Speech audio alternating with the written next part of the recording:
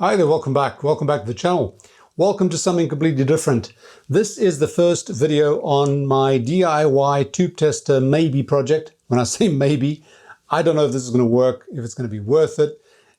It's something I'm going to play with and see how we develop from here. I made some attempts this week on getting the power supply section done. Obviously, for a tube tester, you want to get a couple of high voltages, a negative bias voltage, heater voltage, and I wanted to find an easy solution for that. I've made an attempt. I've got one solution working here. I am not sure that I'm going to use this one, but this video is about this one. Let me show you what I've done. I welcome your comments, your suggestions, and we'll see how we go from here. Hope you enjoy the video. Just to show you that I have been busy, this is my breadboard version of the power supply for the tube tester that I want to build. If you recall, I mentioned I want to build a tube tester for the tube radios that I normally restore, so it's going to have a limited number of tubes that it'll test for. But this power supply is turning into a bit of a nightmare. So much so that I had to get some comfort food. Much better. I got rid of the clutter. Let me explain what I'm trying to do here. First of all, I wanted to build it in this format because it's a lot easier to change things around before you commit them to a PC board and everything else, especially with big components. All these components can be pretty large, so using a breadboard, the conventional test board, not a good idea. You can't get some of these pins in there, you'll mess them up. So I decided to do it like this, and I often do test projects like this simply because of ease of use. Now, what have I got here? Well, the whole basis of this solution was that I had this module. Now, this module takes up to, about 30 volts. I normally use about 12 to 20, and it steps it up to up to 400 volts, 390 volts. Now, I'm not going to need that. I'm going to need probably maximum 250. Most of the testing of the tubes that I'll be doing will be using that, what is it called? The Funker, which uses lower voltages, but I want this to go to about 250 volts DC. Current, the most current I'll probably draw is about 45 milliamps. That's the current that an EL84 will go to, I think, if I'm not mistaken. So it doesn't require much current. This does a pretty good job of that so far. I'm actually not too confident about this module because this is one of those things you buy for about $5 on eBay. $5 and 400 volts, they sort of mutually exclusive, I think. So this was a solution, but as you'll see by the end of this little chat, you'll find this is not the one I'm going to go for. But this is what I built. I had this transformer, which is a 15 volts dual secondary, separate secondaries, so 0.15, 0.15, 1 amp each. And I figured that'd be good enough. And I'll tell you what I wanted to do. I wanted to use one of those secondaries, and I have used one of those secondaries. Goes through a bridge rectifier, goes through a 6,800 microfarad filter cap. That's 63 volts, so this is more than enough. It then comes out of here and it feeds this guy. Now this supply only feeds this guy. As I said, it can go up to about 30 volts. It's getting about 20 from 15 volts AC. So this was perfectly fine. And the 1 amp rating is perfectly fine for this because it steps it up and it's going to produce, say, 40-50 milliamps. I tried this with my bench power supply. It never goes as high as 1 amp. Now, what did I need the other secondary for? Well, the other secondary was going to produce the low voltage side. So let me go to the high voltage side and tell you what I've done here. What I have on here is a little trimmer. I had a little trimmer pot, 10-turn pot, which I found does not have any high voltage on it. It is used to adjust the voltage, the output voltage that you get on this thing. So I took that out and replaced it with this pot here. This pot also has a dual double pole. It's a double pole, double throw switch, which is activated by pulling on it. Okay, push, pull, like those guitar pots. In fact, this was a guitar pot. So I took this 100, I was testing this with 100 volts. Take 100 volts from here and feed it to one of those switches. So when it's pushed down, it's off. When it's pulled up, it's on. And that goes to my first output here, which is high voltage 1. That's it. Okay, so that gives us our B+. Now I need to produce a second B+, which is lower than that, which is for my screen voltage. And what I did with that is I took the same B+ here, and I put it through this voltage regulator or adjuster, which uses a MOSFET. Now, I've used this before, and I used it in my capacitance leakage tester. Basically, what you do is you've got a pot here that is across the B+, and it then allows you to adjust the pot as a potential divider, and whatever voltage you have on the wiper is reflected through the MOSFET, which is a high voltage, high current MOSFET, to the output.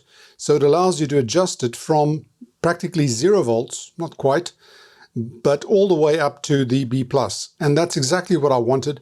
As I said, I've used this before. This is actually something that's used a lot in guitar amps when they want to do the supply, B+ throttling. So you get more distortion at low voltages. There's a whole religion on it, and it works very, very well. And I put that here, adjusted by this pot. So this gives me the adjustment for my screen voltage. That is for my B+.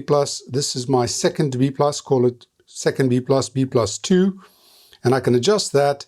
And then that goes also to the second pole of that switch. When I pull it up, that also switches on and passes this adjusted voltage to HV2, high voltage 2, B2+, okay? So this section here is giving me my 2 high voltage supplies, both of them adjustable. The second one is dependent on that one because it's coming from that supply. So when I adjust this one, I can't get higher voltage here than I have here, right? Or rather, I can't get my B2+ to be higher than B1+. That is how it happens in a radio anyway, or an amplifier. So that's perfectly normal. That is working very well, and I'll show you now. I've set up the meters so that Big Brother measures B1+ and Small Brother measures B2+ before it comes out of the switch. In other words, at this point, the outputs have got 0 on them, okay?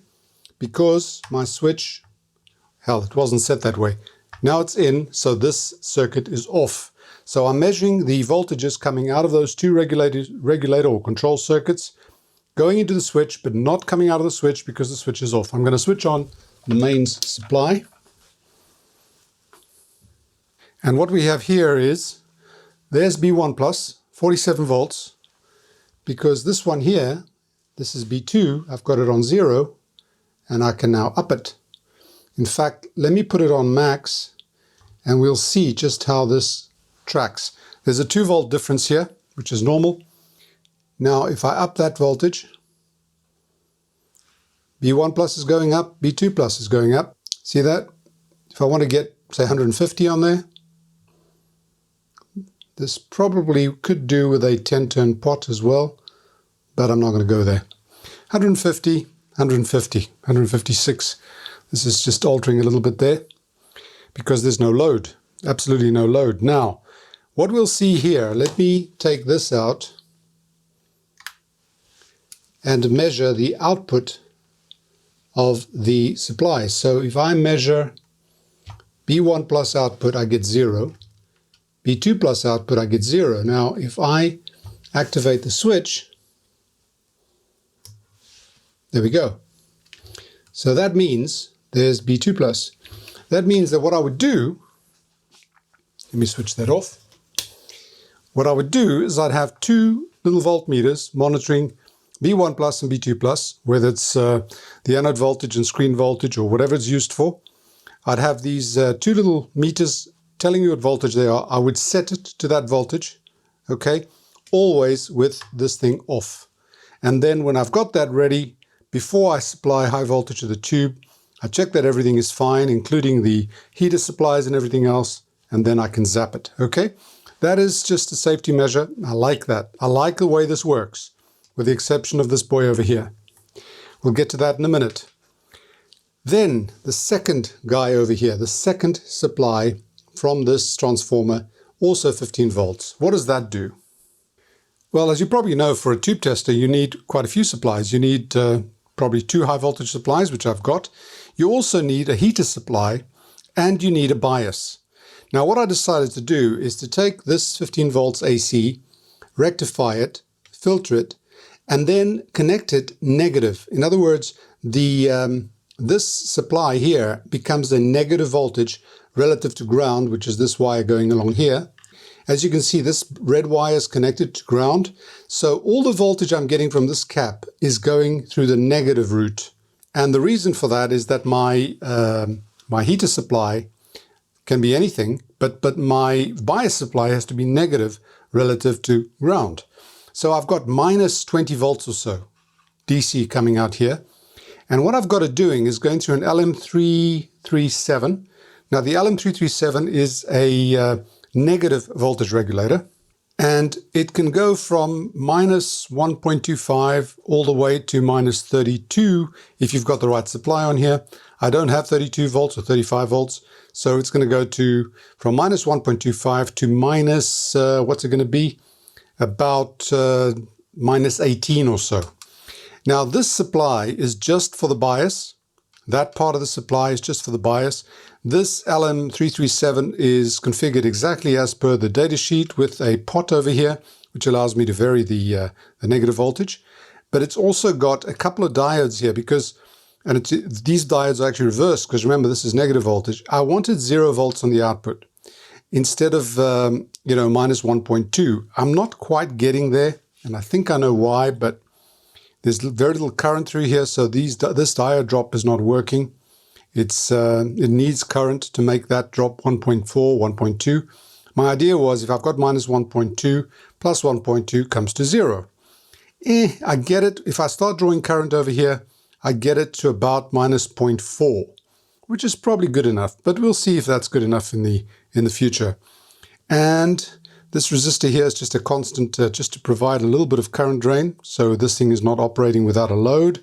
So nothing mysterious here, just a normal LM337 negative adjustable voltage supply. And then this guy here, this is a TL7905. It's a 5 volt, negative 5 volt voltage regulator. And I'm supplying this from that negative 20 volts as well. What I've done is I have this going directly to the in pin of that voltage regulator, minus 20 in, minus 5 out. Too much of a drop, especially when this current gets high. So I decided to put a dropping resistor. This is 8.2 ohms, 10 watts. The idea is that I need a voltage at this point going into this regulator. Must be about 8 volts minimum. And obviously, the higher the current that I use drawing through here, the lower the voltage is here. So I looked at this heater circuit and I realized I need about 750 milliamps for most of those tubes. So I worked out that I need about 10 volts drop, 10, 11 volts drop, not more. And if I use it on there, it's good enough. But what I needed to do is I needed to raise this to 6.3. And the way you do that is you can put 2 diodes on here from ground. Remember, this is negative.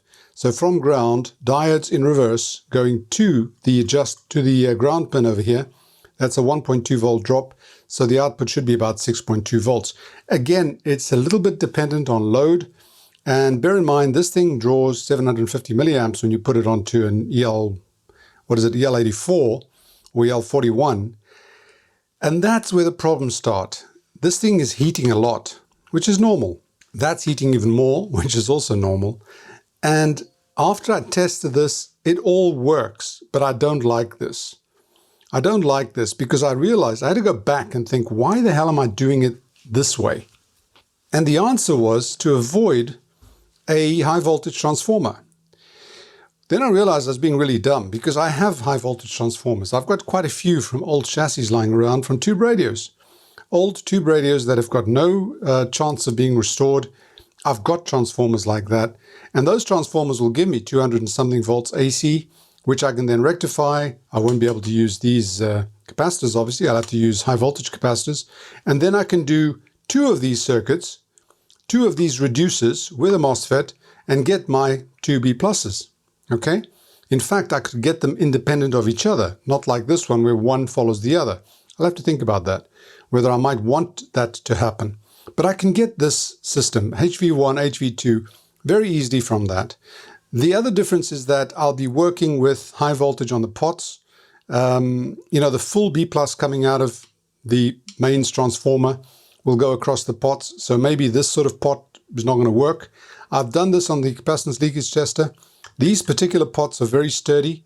They handle the power. You know, if you've got a 1 meg pot on 250 volts, 300 volts DC, that doesn't come to much power. So these pots can handle it. That small one might not be able to handle it. But if I do that, then I've got the high voltage solution in place. I've got the heater supply in place. 6.3 volts AC is what I need anyway. I can use DC, which I've done here, but I can use AC. Those transformers have all got heater windings, so why bother with all this? And I think that's where I'm going next. But I'll show you how this part works first. The other thing is that the negative bias supply is quite easy, because you can just, I'll show you when I do it, you can get from your main supply, you can actually get a negative voltage. If you're using a full wave rectifier, use a reverse diode, a single diode, and you get a negative voltage. And depending on the capacitor you use, you can adjust it. You won't get minus 300 volts. You can adjust it to what you want. And I need about minus 20, 25, 30 volts maximum. And then I can just use a pot to adjust that going to the grid, because there's very little current drawn there. So let me show you this section here. We'll see how that works, and then we'll talk a little bit more about where we're heading with this in the future. Okay, I'm going to give it some power. Here we go. What we've got here is little brothers measuring.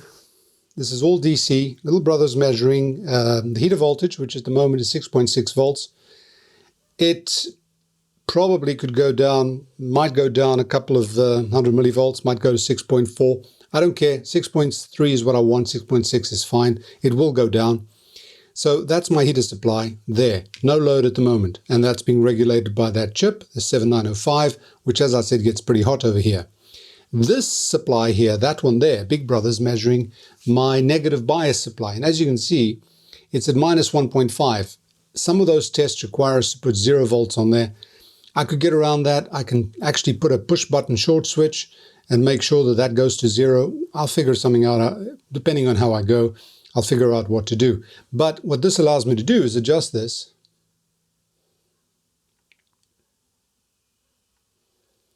Goes all the way to minus 19.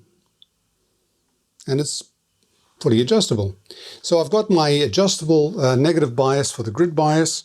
I've got my heater voltage. I've got my B1 plus. I've got my B2 plus. But I do have a rather complicated mess over here, and I'm not liking it. What is the problem with using a transformer? The problem with using a transformer, the way I see it, is I have difficulty regulating the AC voltage. The one voltage that I can't control with the standalone unit is actually the AC supply voltage, which goes from anywhere from 225 at the moment all the way to 235, nearly 240. But what I think I can do is I can make it a condition that I use the variac. And all I need to do is make sure that my 6.3 volts comes out as 6.3 volts, my heater supply. The rest is really adjustable, right? Everything else is adjustable. But the heater supply, if I can make that come out at 6.3, I'm good. And I know some of these old tube testers actually have a line variation adjustment. What they do is they put a high power variable resistor really on the AC line. So you can make sure you drop the line voltage till it comes to the point where everything is calibrated to. I could probably do something similar. I could just make sure that my transformer is going to produce 6.3 volts even with some reduction, right? So I can design the system, depending on the number of turns I've got, I can design it so that at the minimum line voltage, I get 6.3 volts. And then all I need to do is monitor the 6.3 and adjust that variable resistor, basically putting a restriction on the mains voltage coming in. Remember, that'll be mains coming into that potentiometer, so you've got to get a very good one, and make sure that my line coming in is what I expect. But I'm not sure that I'm going to do that. I might just use a variac. I'll think about it. What I wanted to show you really is to show you where I've got with this thing. Because without doing the supplies, what's the point? You know, you can't be doing a tube tester that needs you to connect, you know, all sorts of power supplies externally. I don't want that. I want something that's self-contained, which brings me to the other issue, the monitoring, the measuring. And I've got something that I think is very interesting. I found this. These guys are selling this from Germany, which makes importing it to me a lot better. And what it is, it's a module that allows you to adjust between current, measure current or voltage. Now, I bought this. This is no sponsorship going on here. It's just LCD. It's got an adjustment there for calibrating. It's got, what's the other way around? You've got a couple of points here that you can short depending on whether you want the decimal point or not. You've also got supply voltage, 9 volts, and you've got your VN. Now, depending on what you put on these two resistors, there's two resistors, RA and RB. Depending on what resistors you use on here, you can make this thing measure just about anything. Here's the instruction booklet, and if I can, it's pretty small, but this thing can measure, let me see if I can read that. It can measure 200 microamps, 2 milliamps, 20 milliamps, 200 milliamps, or 2 amps, right? You can configure it to measure any of those currents just by the combination of resistors that you put on there, on that RA and RB. And you can also measure voltage. You can measure 200 millivolts, 20 volts, 200 volts, 500 volts. Now, this thing is brilliant because I can get, and I've ordered quite a few of these now, they're on their way. They're not cheap, but they're not expensive at all. I mean, I think I paid about 10 bucks each or something. These are much better than those modules you get that are fixed, and you'd have to go and sort of reverse engineer the circuit to try and get this to measure something else. But depending on what I want, and I'll need quite a few of these. For example, I'll need one of these for the B+, so I'll configure it to 500 volts. Another one for the B2+, 500 volts. Another one for the bias, the negative bias, the grid bias, and I'll configure that for, 20 volts?